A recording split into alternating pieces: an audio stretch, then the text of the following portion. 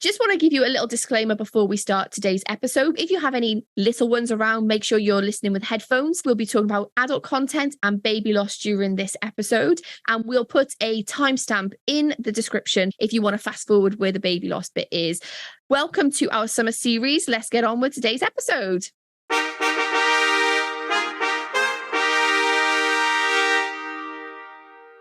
Hello and welcome to this week's episode of Keep It Up with the Windsors. My name's Michelle.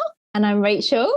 And welcome, Royal community, to our summer series. This is the first episode you're going to get in our summer series, and it's all about Marie Antoinette. Yay! The first of 2 episodes of Marie Antoinette, which I'm a bit nervous to bring you, Royal community, because I've been talking about this for a while now.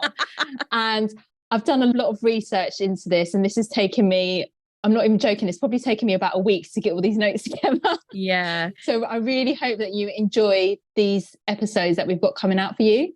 Yeah, absolutely. Let's talk a little bit about that first before we move into the episode today. You're going to have a series of 4 podcast episodes coming up week after week over the next month. We're so excited to bring you these. And because the royals are on holiday, we thought this is the perfect time. So today you're going to be getting Marie Antoinette part 1.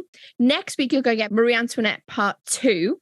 The following week, you're going to get our royal fashion special, which we're so excited to bring you. So excited about that one. Yeah. And then episode 4 in the series, we'll actually be talking about the Queen. It'll be a year since she's passed away. We want to do a little special just talking about how this year's been without her and how the future looks moving forward with the reign of King Charles III. So we hope you love this series as much as we have loved bringing it to you. But the reason why we wanted to start with a Marie Antoinette special is because, Rach, you've kind of got like a fangirl feeling about Marie Antoinette, haven't you? Royal community, I believe there's nothing that Rachael doesn't know about Marie Antoinette. We went to the Wallace collection. There was just loads of like pieces of furniture, wasn't it, from the Marie Antoinette collection.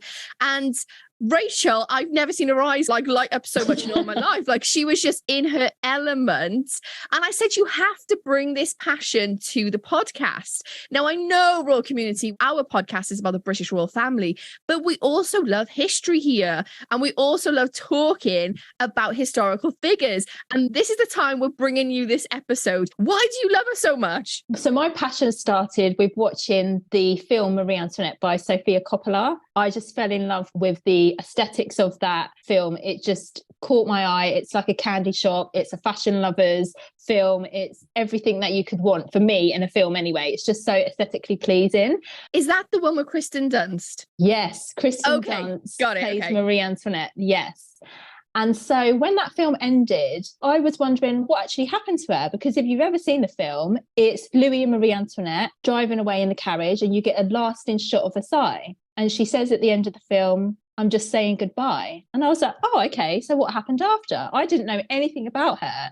And then I started researching for myself, and I've read so many books about her and watched so many documentaries about her life. And I just feel like everything that's out there, it's always kind of like the same information. And I'm hoping today you're going to hear something a little bit more interesting. Maybe if you know a bit about Marie Antoinette and you listen to this podcast, you think, oh, actually, I didn't know that. Because I know nothing. I have watched half of that film. I don't know why I haven't watched the other half of it. I agree with you. It's a masterpiece. I know what's going on with me. I really need to get back into it. But that style is so you, isn't it, Rach? Yeah, absolutely. And since watching that film, my dream was to visit Versailles. And in 2019, I visited with my mum. And let me tell you, it was just absolutely spectacular. And only recently, they've reopened more rooms that was used by Marie Antoinette. So I'm really excited to go back, hopefully sometime soon, possibly this year, possibly around my birthday. Yay! And just see what they've brought to life, because these rooms are absolutely spectacular in person to see. When you see footage of it and photos, it just doesn't do the building justice. And Royal community, if you've listened to the podcast for a long time, Michelle and I, we love, like Michelle said, we love history, but we also love going to palaces, looking at architecture, looking at paintings, looking at furniture, because it really brings the place to life and you can immerse yourself and see yourself and picture what these people's days were like and how they lived in these places. And I feel like I'm coming to this podcast as I want to say Marie Antoinette virgin, because I know little bits. I even know the rumors, like the whole let them eat cake thing, which I'm sure we're going to debunk at some point, right, during this podcast. Absolutely. I know what you've told me as we've walked around certain places, right? So I'm super excited. So Royal Community, if you don't know anything about Marie Antoinette, this is the podcast for you, because Rachael is going to help us learn lots about Marie Antoinette. So where should we start? Okay, so let's start at the beginning, shall we? So Maria Antonia Josepha Johanna was born on the 2nd of November, 1755 at the Hofburg Palace in Vienna, Austria. She was the youngest daughter of Empress Maria Theresa and Francis I, Holy Roman Emperor, and was the 15th of 16 children. What? Yes. Oh, wow. 16 children. Right? To be honest, I'm the middle child, and I always laugh like the middle kid doesn't get the attention. But how can you get attention when you're the 15th out of 16? Her mother became the first female hereditary ruler of the Habsburg domains and was sovereign of countries including Austria, Hungary, and Croatia. Although she was expected to give power over to her co-rulers, which was her husband and later her eldest son, Emperor Joseph II, she ruled as an autocratic sovereign with the guidance of her advisors. So she had a birthright as queen, but because back in those days, you couldn't really have a queen, she had to co-rule with a male counterpart. It reminds me of how far we've come. Right, exactly. And actually, wasn't it only in 2015 or something when the Queen changed that rule for Princess Charlotte? Yes. And I'm like, that's still happening now. Like, I'm so glad it's changed, but come on, this needed to have happened faster. At this time, she's not known as Marie Antoinette. Her nickname is Antoine. That's what the family call her. Okay. And so she has lots of sisters. And what you find is a lot of them are called Maria or Marie. And then it will have Maria Carolina, Maria Amalia. Yeah. It's like in the 80s when all the kids are like the middle names are Louise and Marie. So her childhood was a happy one. She was sledging them into she loved music and she was competent in the harpsichord. And one is still actually displayed at the Petit Trianon in Versailles. This is one that she actually played. And she met Mozart when he performed for the royal family in 1762. Wow. What a performance that must have been. She excelled at dancing and would perform with her brothers and sisters, and the Austrian court would live between the Hofburg and the Schönberg palaces in Vienna. I've never been to Austria, but every picture I've seen, every video I've seen is so amazingly picturesque. So to grow up in that environment must have been incredible. And although she was part of a royal court, it wasn't as structured as what the court at Versailles was. So it was very different. Yes, she was an archduchess. She was a princess of Austria, but she didn't have the confines of what she would later experience when she went to Versailles. Austria had long been involved in what is known as the 7 Years' War, and after being deceived by Frederick II of Prussia, who had formed a treaty with Britain without informing his French ally, Louis XV, was being swayed to form an alliance with Austria. And this is where we see the power plays come in, because France at this time is one of the big power players in Europe. And so they're all fighting to secure their own domains and keep hold of the countries and the lands that they already have. And so to form an alliance, the easiest way to do this was to marry off children into other European royal families. Her sister Josepha was due to marry the King of Naples, but caught smallpox and died. And Maria Theresa still had daughters to marry off, Amalia and Charlotte, and also the young Antoine. Maria Theresa had been seeking an alliance with France since 1755, and in 1756 received a favourable response. King Louis XV of France was concerned about maintaining power in Europe, and so the Austrian alliance would help to achieve this. This marriage, however, was not supported by the public, who still saw Austria as the enemy from the 7 Years' War. And the Duc de Cassel, who was the foreign secretary at the time, supported the marriage, but it was opposed by Louis's parents. And one of Marie Antoinette's sisters, Charlotte, was considered a bride for Louis, as she was a goddaughter of Louis XV. How come that didn't happen then? Because the King of Naples decided to marry her. But so Louis's parents' deaths in 1765 and 1767 enabled the Duc de Cassel to convince King Louis that the marriage should go ahead. And in July 1769, the official marriage proposal was taken to Vienna. Maria Antonia was only 13 years old. Oh, it just blows my mind. Child bride. Wow. 13. That's shocking, actually. Maybe obviously not for that time. It was power play. These weren't marriages of love. They were marriages of political alliance. Yeah. So in order for Maria Antonia to be able to become the Dauphine of France, some things had to change. So she had a French glow up. She had what was known as the 18th century version of braces. Honestly, it must have been so painful. It was this contraction. Like, you imagine braces these days, these were 10 times worse. Yeah. Versailles was seen as elegant and the height of fashion. And you couldn't just send anybody to become the Queen of France. They had to have the right look. Yeah, it reminds me of the Hunger Games. Shall we have the Capitol where everyone has to look a certain way? You mentioned the Dauphine of France. Is that how you say it? Dauphine, yeah. So what does that mean, Dauphine of France? The Dauphine of France is a princess, the Princess of France. So got it. She would later become the Queen of France. So she also had what is known as a Habsburg lip, which is a projecting lower lip, which gave the appearance of a pout, which wasn't seen fashionable at the time. So portraits of her from this time were front facing and not from the side profile. She would have been completely sorted in our time, wouldn't she, with the big, massive pout? At 13, a tutor, Abbe de Vermond, was sent to improve her French and to teach her French history. He exclaimed, "She is more intelligent than has been generally supposed." Oh, love her. Well, he had to keep sending reports back to Versailles of how she was improving. And after the French glow-up, he said of her, "One can find faces that are more regularly beautiful." Oh, it sounds like she's gone through a Princess Diaries transformation, right? He also reports back to King Louis that she is sweet and kind, which you want in a future queen, right? Yes, definitely. The official portrait was commissioned and sent to Versailles in 1769. On the 16th of April, 1770, the official marriage proposal is sent to Vienna, accompanied by a medallion containing the portrait of Louis Auguste, the Dauphin of France, who becomes her future husband. So hang on, she wouldn't have known what he looked like unless she had this. No. I think we just take it for granted these days that you literally have at your disposal cameras on your phones, social media. It was so hard to know what somebody looked like until you actually met in person. Exactly. And they had no idea what each other looked like apart from these portraits. So if Louis XVI didn't like what she looked like, would that have mattered? No, not at all. He just had to get on with it. He just had to accept her because, again, it's not a love match, is it? It's a political alliance. Did she actually think he was dashing?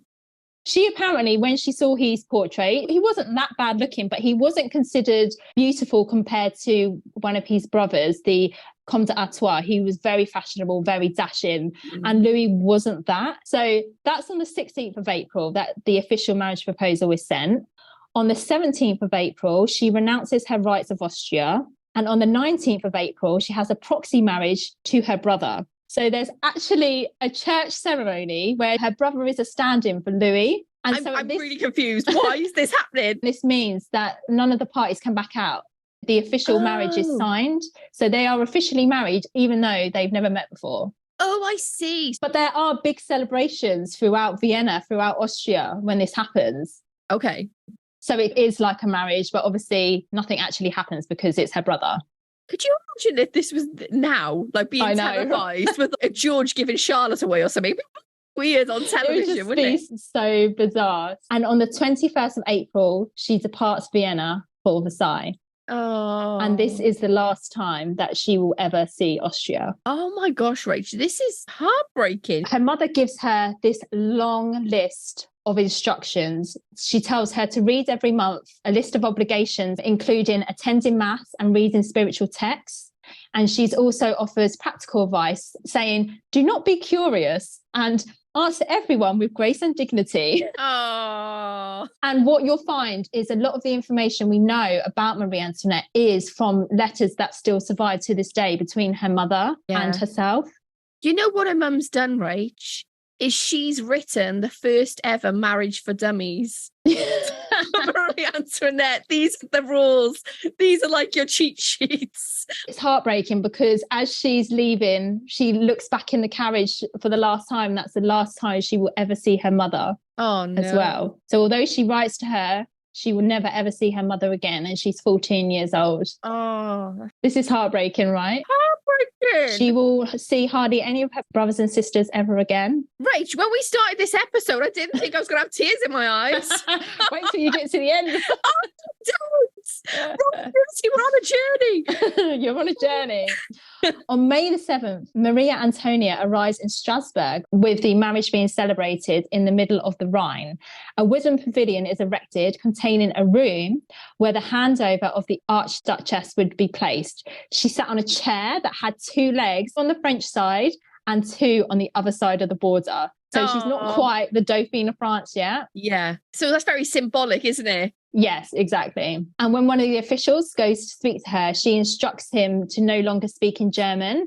From now on, I want to hear no other language than French. So that's her mindset, isn't it? Actually switching over to the French way. So the journey to France takes 2.5 weeks. The procession consisted of over 132 dignitaries, doctors, hairdressers, servants, cooks, bakers, blacksmith, and a dressmaker, 57 coaches and 376 horses. Sounds like me going on a cruise. But can you imagine? This is just for one person and you've got all these people attending. She has to literally take the whole of her life with her. Yeah. This is just, it's blowing my mind. How many? 57 coaches? 57 coaches. Wow. And can you think this is all for a 14-year-old girl? Yeah. She's not just any old 14-year-old. Yeah. She's the future Queen of France. Yeah. So once she arrives in the place where she's supposed to meet Louis for the first time, before that happens, she is stripped of all of her clothes, nothing pertaining from the old court, and she dons French-made clothes. She says goodbye to her ladies who accompanied her on the journey and is made to give up her companion, her dog, Mops. Oh, don't. Oh, yeah. No.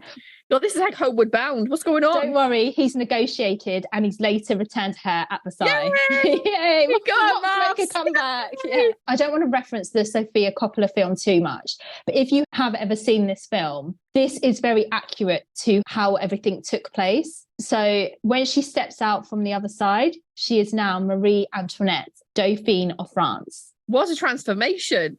On the 14th of May at 3:00, Marie and Louis meet for the first time in a forest near Compiègne. In a forest? In a forest. In a forest. Yeah. As she stepped out of the carriage and onto the ceremonial carpet, she said to the Duc de Courcelles, who was instrumental in the negotiations of the marriage, "I shall never forget that you are responsible for my happiness," to which he replied, "and that of France." And the king and the family leave their carriage and she flings herself to her knees upon meeting Papa Roy, and he is apparently very moved by this gesture. Who's Papa Roy? Papa Roy is what she calls King Louis XV. Oh, so that's her father-in-law, right? Grandfather. Oh, grandfather. Okay. So Louis XV is Louis's grandfather. It's not his father because he died, remember? Of course. Gosh, this is so like I'm not up to date with my French kings.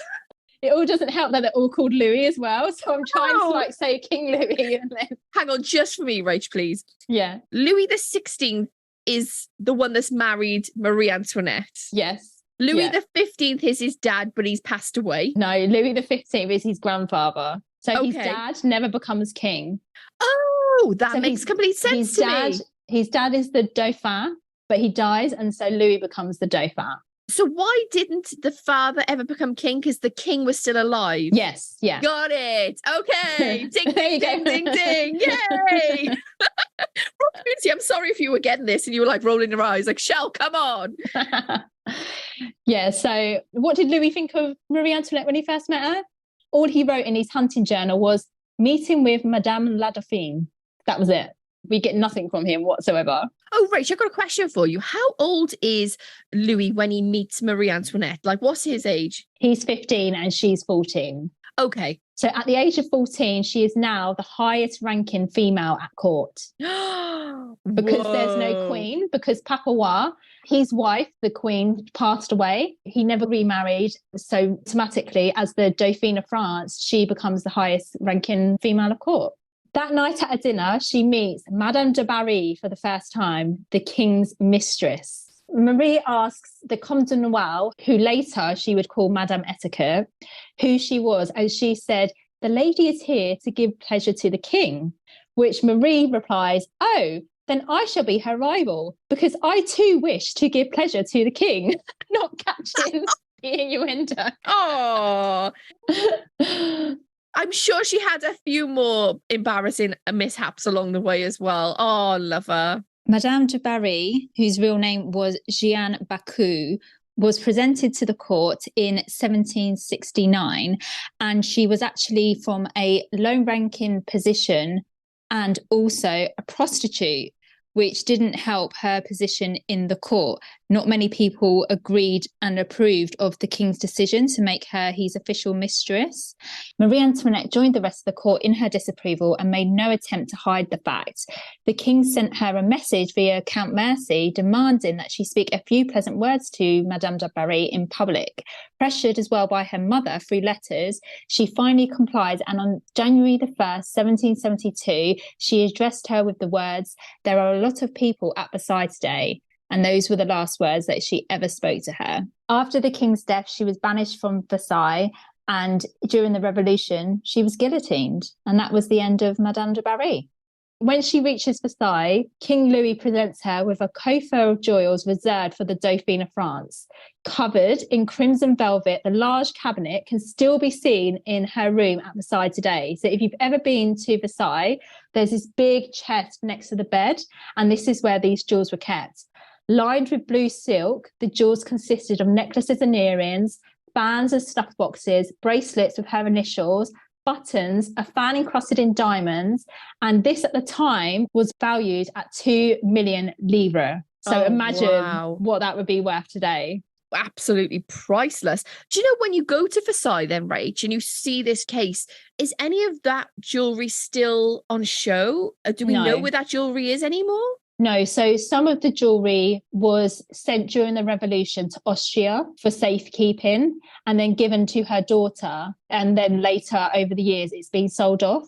Oh, wow. Yeah. But only recently, last year, 2 of her bracelets went on sale at Sotheby's and they fetched over £500,000. Whoa. They're pearl bracelets. Well, what a provenance. So although she's technically married to Louis, they still have to have a wedding ceremony, right? I was just about to say this. Like, they haven't officially been in the same room and actually got married. They've just had the proxy marriage. So when is that happening? So her wedding dress is made from silver cloth and covered in diamonds. Now, unfortunately, this dress is nowhere to be found these days.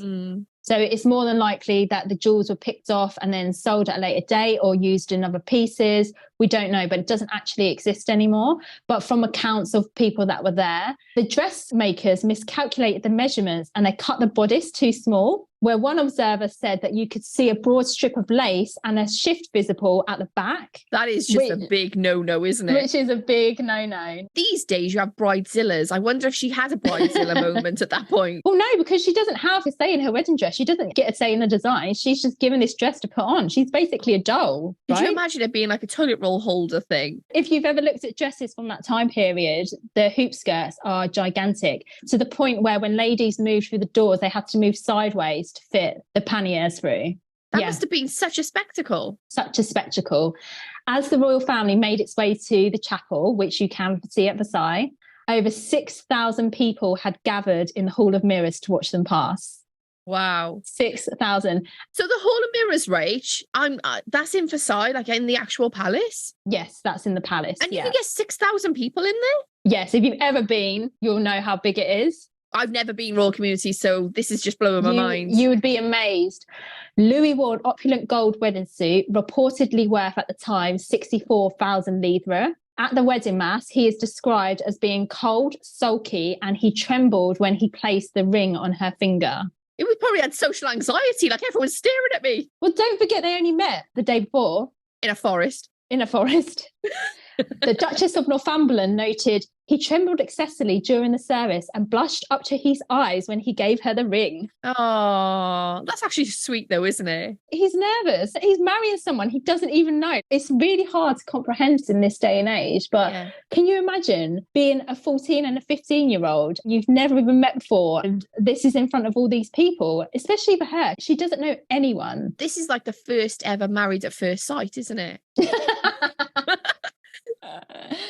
So the marriage contract is signed, and if you've ever seen this, her signature slopes down and there are blots of ink. This was obviously because she was not used to writing Antoinette. She's used to writing Antoine. And also, was this maybe showing nerves? Yeah, possibly. We've seen a royal having a fountain pen issue, haven't we, Rach? So it's nothing new to us. It still happens this day and age. It still happens. Her mother, Maria Theresa, wrote a letter and she opened it once she was at Versailles. And in it, she said, "The wife must be completely submissive to her husband and must have no business other than to please him and to obey him. The only true happiness in this world is a happy marriage. I can say so freely. All depends on the wife, on her being willing, sweet and amusing." Oh, God. Can you imagine? Like, you're basically offering your 14-year-old daughter up. It's just incomprehensible. I know.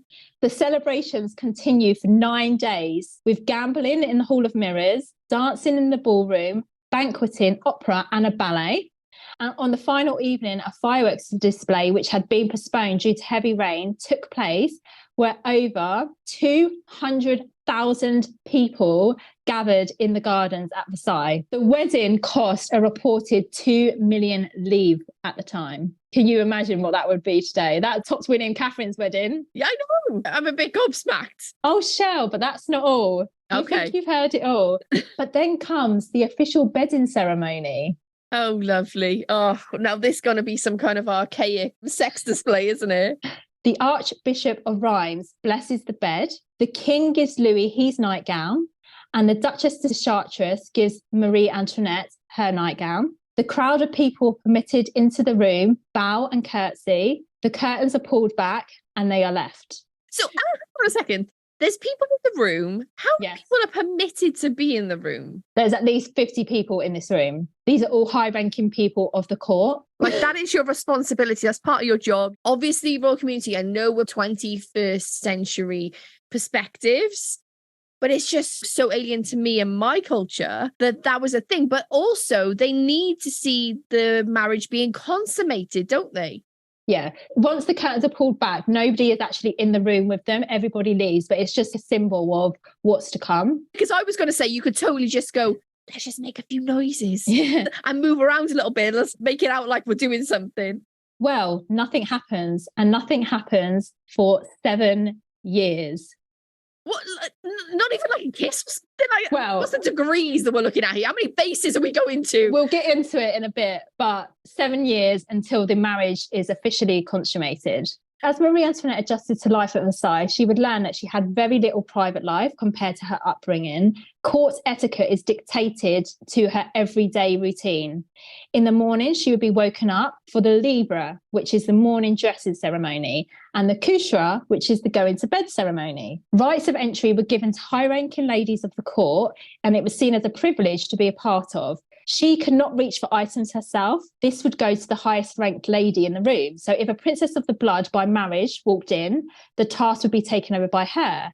If a princess of the royal family, one of the princesses married to Louis's brothers, walked in, it would then go to her. This would mean stopping and starting constantly, to which at one point she said, "This is maddening. This is ridiculous." Can you imagine just standing there? You've got all these women around you. And again, the Sofia Coppola film really highlights this. The curtains would be drawn from her bed and she would get up and everyone basically do everything for her. When she's in Austria, I know you said that those kind of practices didn't happen, but did she have maids in Austria? Is this something that is completely new to her? Yeah, she would have had maids. She would have had ladies in waiting, but nothing to this extent. I mean, you can't even have a lie-in. It's ridiculous. No, you can't have a lie-in. In her own account of her daily routine, she wrote to her mother that she would wake between 9 and 10 and she would dress informally and say her morning prayers. She would eat breakfast, and after that, she would visit the royal aunts. So the royal aunts are Papa Roy's daughters, who are known as Mesdames. They're unmarried aunts of Louis. At 11, I have my hair done. At noon, all of the world can enter. I put on my rouge and wash my hands in front of the whole world. Then the gentlemen leave and the ladies remain, and I am dressed in front of them. This was followed by mass with the king, if he happened to be at Versailles, otherwise with the Dauphin, with Louis. After mass, the two of them dined together, as she would put in front of the whole world. So again, this is all in front of everybody to see. So they're eating, and people just come around and watch them eat. They don't speak to them because you can't be spoken to unless the Dauphin or the Dauphine speaks to you first. So they basically just stand in front of them and watch them eat, watch them drink. It's just really bizarre. Okay, so I just need to wrap my head around this because I'm baffled. So she wakes up in the morning. She has people that dress her. That is a routine that happens every single day. But it sounds like she's in a zoo, Rach, where like she's on display. So when she's eating, is it anyone from the street can just come into Versailles, or would we need to be a bit more high ranking in society in order to go in? And why would they want to do that? You would need to be higher ranked, but you could still go to Versailles as long as you were basically nicely dressed. Yeah, it's a bit like the Ritz, like don't come in if you can't, or Harrods, don't wear the trainers. Exactly. What would that mean? You go there, you watch them eat a boiled egg or whatever. I don't know whether they're eating boiled eggs royal communions, I'm just saying it. But you walk through, they're eating their breakfast and you just walk out. Can you just stop and look at them for like an hour and then move away? You wouldn't look at them for an hour. Basically, they would stand in front of Louis and Marie and it would be like an acknowledgement, and then they would bow or curtsy, and then they would just walk off. Do they have to do this daily? Or this is daily. This is every single day. So basically then, that's their chance to converse with other people, whomever is in the room. And if they talk to you, they talk to you. If they don't, they don't. But Marie Antoinette has no say as to whether this is happening or not. This is just what she has to do. This is the job. Yeah, this is just her role. This is her role as Dauphine. It's like her going on engagements, but instead of her going to the people come to her. Yeah. She doesn't particularly like to eat in front of people. So she would maybe have a bit of broth. What's really funny about the Marie Antoinette Sophia Coppola movie is it's depicted very well. The Comtesse de Noailles, who Marie Antoinette calls Madame Etiquette because she teaches her basically everything about life at court. So if Marie picking up a glass just off the side of the table, no, you can't do that. You can't do that. So if she wants to sip a drink, she has to indicate that she wants a sip. Then a servant comes with the glass on a tray and then places it on the tray, comes over to Marie Antoinette. Marie Antoinette takes a sip, but instead of just putting it down next to her so she can just take from it, she has to put it back on the tray, and then the servant moves away from her. So any time that she wants to drink, this has to be done. The more I'm hearing about it, and the more I'm learning about the etiquette, it sounds like they have to put that show on to show that they are the top of society. Mm-hmm. Because look at me, I'm privileged or aristocratic in a sense. I don't have to even pick my own glass up. But actually, sometimes you just, practicality-wise, want to pick the glass up and have a drink. Yeah, exactly. But you can't do that. Rachel would drive me just absolutely like, what is going on with my life? What have I done? And you know, when I described Louis as being cold and sulky, he's like this for a while. He sounds a bit depressed, Rach. Was he depressed, love him? He seems a bit down. These days, there are historians that debate that maybe he had autism. Okay. But can you imagine being that highly ranked? You're the Dauphin of France. You have all these expectations on you. Louis was never meant to be king. He had a father, and he actually had an older brother as well. They both passed away. So then that left Louis. And Rach, I'm guessing that Louis has always grown up in this environment. So yeah, he was born at Versailles. So he doesn't know any different. Yeah. He's used to this, but obviously this is a different world to her. This is a different lifestyle than what she's used to. Did he help her, or were they very separate? No, they were very separate. Over the years, he became warmer towards her. It becomes public knowledge that they're not having sex. And her mother advises her to submit to her husband and produce children as soon as possible. But Louis just remains uninterested. And obviously, the whole point of the union is to produce an heir that will then go on to rule France. Yeah. So possible explanations as to why the marriage wasn't consummated is that Louis had a condition called phimosis that he would find having sex painful. And historians have debated over time if he had a circumcision, which many have disputed because he used to keep a daily hunting record. And in this journal, the day that this procedure apparently took place, he was hunting the next day. And doctors have said there was no way he would have been able to have this procedure and then go out hunting. Yeah. But also another possible reason is he feared of being manipulated by her, as he was taught not to trust Austrians because of the 7 Years' War. He behaved coldly towards her in public, especially at the beginning of the marriage. That's a lot of not only emotional stress, but that's psychological, that's physical. There's a lot going on there, isn't it? There's so much going on. So she tries to form some sort of relationship, a friendship with him. If they're not having a sexual relationship, maybe they can just have a friendly relationship, and over time that will develop. He loves to hunt, so she takes it upon herself to join the hunt, but is criticised for joining because it's not seen as a pursuit that ladies partake in. She's criticised for handing out cold meats at a hunting party that Louis attends, but she's trying to be with him. Her mother's basically telling her, come on, you've got to get on with this. And it's like, where's Louis's fault in this? Where's the blame on Louis? Exactly. It's like she has to keep reaching out the olive branch, but there's no olive branch coming from him, is there? Yeah. So their sex life becomes a political act rather than an intimate one. So the pressure that was put on these two children, don't forget they're children, aren't they? They're 14 and 15. That's an enormous amount of pressure. As I said, the marriage is not consummated for 7 years. And in March 1773, she writes to her mother, the king told my physician that he thought Monsieur le Dauphin and I were awkward and ignorant. He conversed very seriously about what ought to be done. Finally, he ordered him to instruct us both. Le Dauphin came to my study so his attendants wouldn't know. He spoke without shyness and much sense. Le Sun is very pleased and hopes for the best. So what you've also got to think of is this is 18th century France. A married couple do not sleep together in the same bed, particularly a high-ranking married couple. So if Louis is leaving his bedroom to go to Marie Antoinette's bedroom, the whole court knows what's going on. And this just must have been so embarrassing for teenagers. I just can't even imagine what it would have been like. The whole environment seems so alien to me. I'm finding it really hard to just even imagine that type of life for them. Not only what is going on internally, but just the external world is so stifling. Wow, this is such a hard situation for them both. Yeah. So Louis's brother, the Comte d'Artois, marries Maria Theresa of Savoy. Marie Antoinette tells Louis she would be humiliated before the court and the public if the new Comtesse d'Artois became pregnant before she did. And in a conversation they're overheard, he says to her, but do you love me? And she answered, yes, you cannot doubt it. I love you sincerely and respect you even more.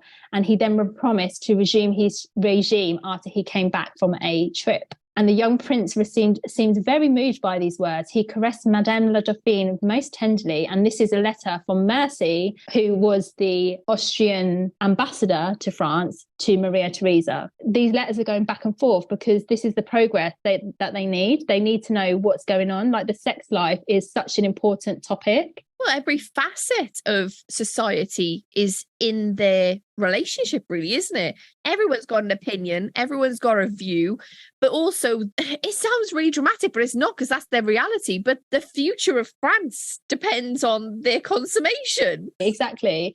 But then in 1775, her sister-in-law gives birth to a son who is now in the line of succession, as Marie and Louis are yet to provide an heir. Yeah. Marie was present at the birth, which was a custom at the time. This is heartbreaking because as she's going back to her rooms, there are people in the corridors saying to her, when will you give us an heir? When will you give us an heir to the throne? Literally saying to her as she's walking past. Oh, no. One of her ladies in waiting, Madame Campan, who we know a lot about Marie and Louis's relationship, said that when she got back to her private apartment, she broke down and wept. It's just absolutely heartbreaking. She's just getting it from all walks of life. She's getting it from her mother constantly. She's getting it from the king. She's getting it from the everyday person that just feels like they can say anything to her in the corridor. It's interesting though, isn't it, Rach? Because on one hand, you can't talk to them unless they talk to you. And on the other hand, I think then people started to get so frustrated by the situation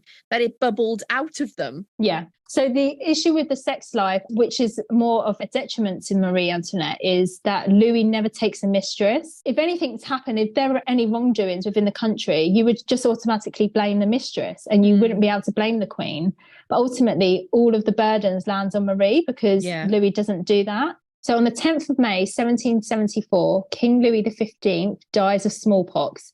He had reigned for 59 years, becoming king just aged 5. Madame Campan, the lady-in-waiting to Marie Antoinette, said in her memoir, "A terrible noise exactly like thunder was heard in the corridors, and it was the courtiers coming to pay homage to the new king. Louis and Marie fell on their knees and prayed together, with Louis saying, 'Dear God, guide us and protect us. We are too young to reign.'" How old were they when they become king and queen? He was 20 and she was 19.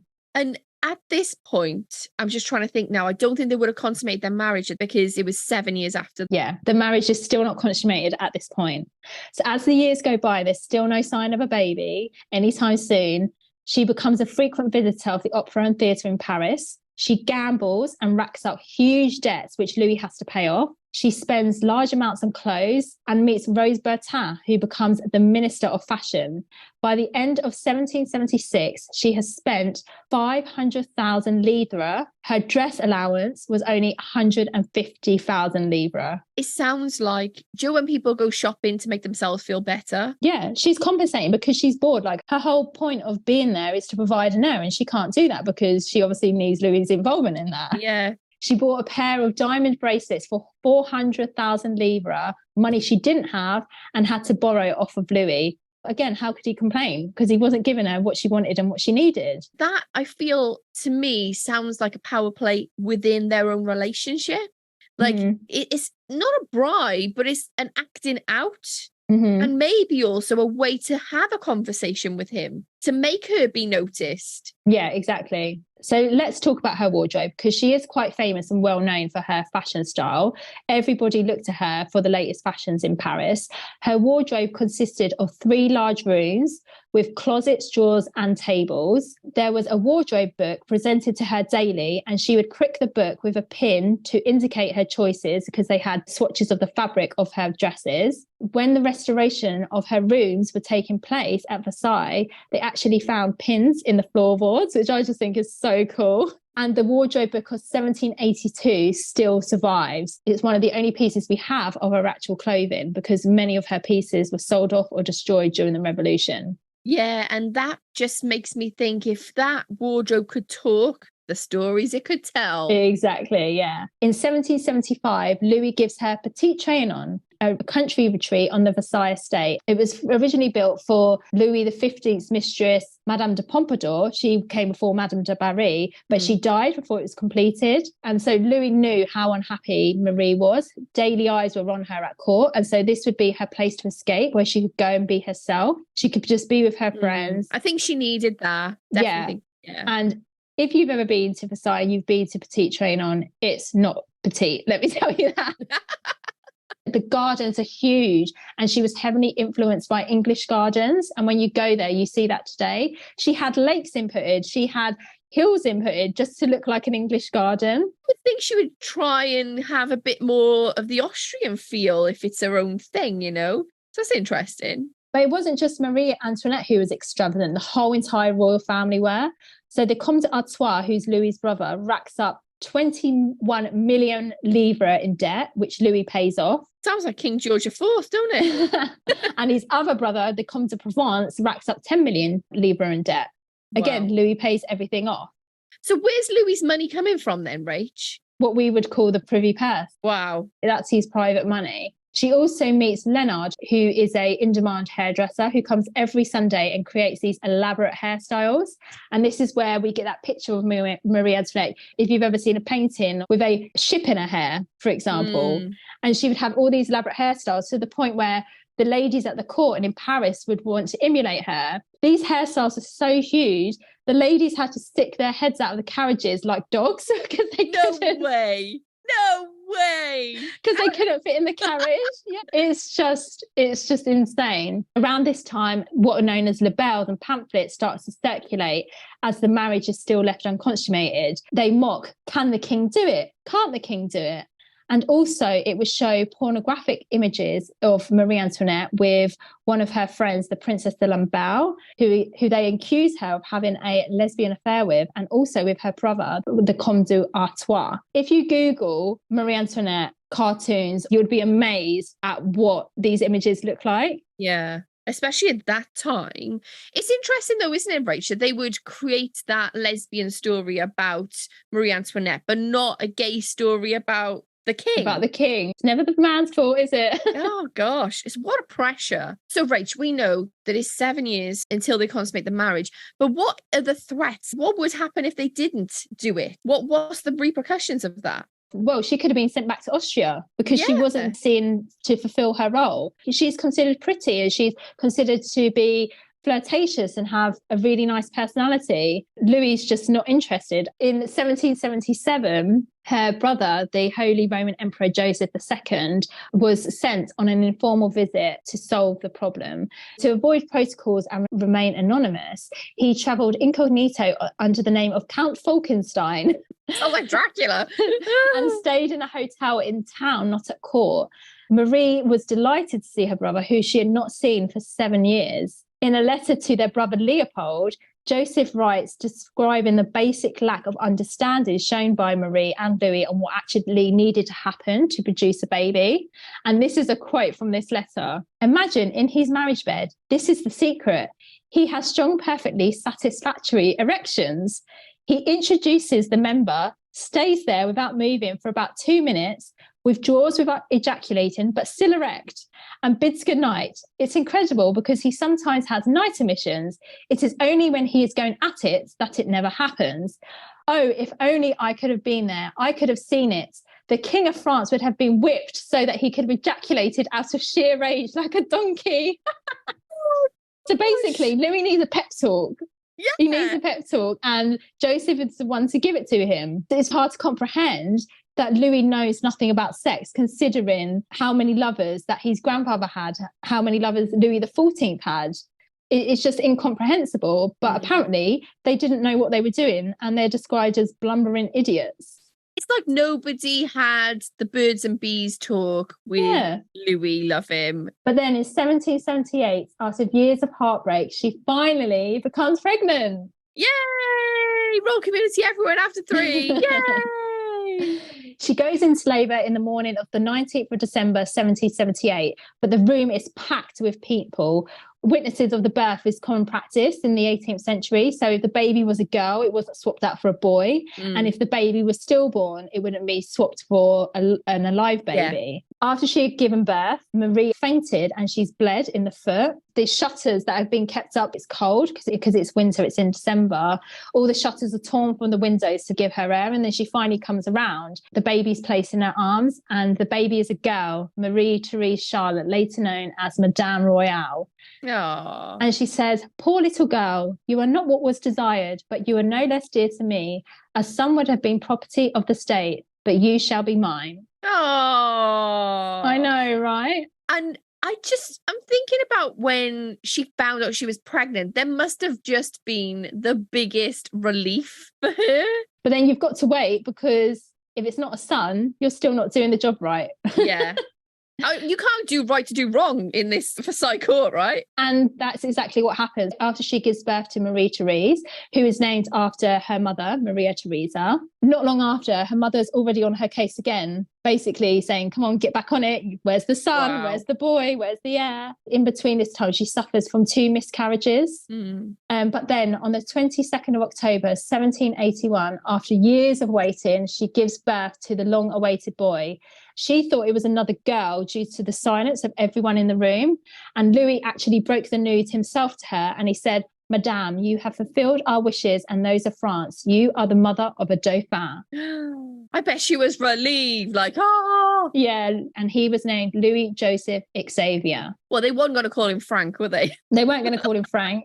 And 2 more children were to follow. Louis Charles, the Duke of Normandy, was born on the 27th of March, 1785. And Sophie Helene Beatrice was born on the 9th of July, 1786. So I think we should leave part 1 there. They're happy. They have 4 children, because from here on out, it goes downhill. Oh, that was a spoiler alert, Royal community. Yeah, I think let's keep them happy. Let's keep them where they're at. Thank you so much for tuning in and listening to part 1 of our Marie Antoinette series, part of our summer series coming up over the next 4 weeks.